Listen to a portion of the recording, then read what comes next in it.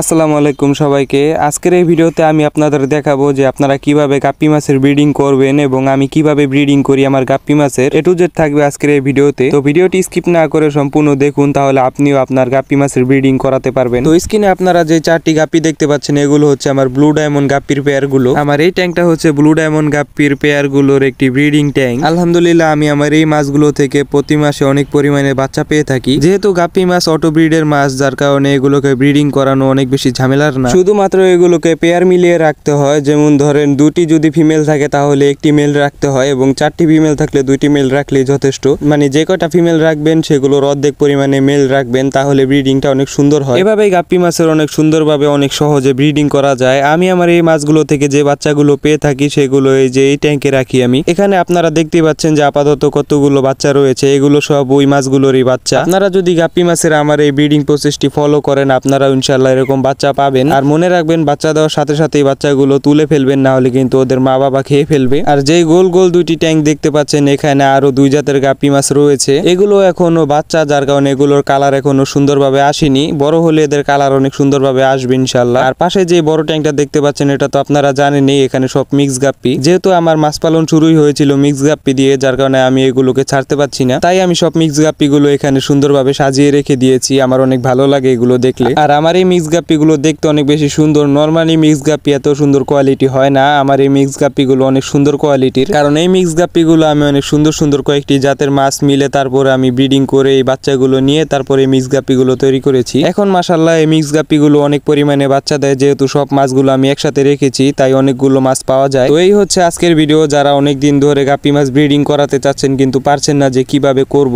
তারা চাইলে আমার এই প্রসেসটি অনেক সুন্দরভাবে ফলো করতে পারেন। তো আপনাদের কাছে কার কতগুলো জাতের গাপ্পি মাছ রয়েছে তা আমাকে অবশ্যই কমেন্ট করে জানাবেন, দেখি কার সবচেয়ে বেশি মাছ রয়েছে। আজকের মতো ভিডিও এখানেই শেষ করতেছি। সবাই ভালো থাকবেন, সুস্থ থাকবেন। আসসালামু আলাইকুম।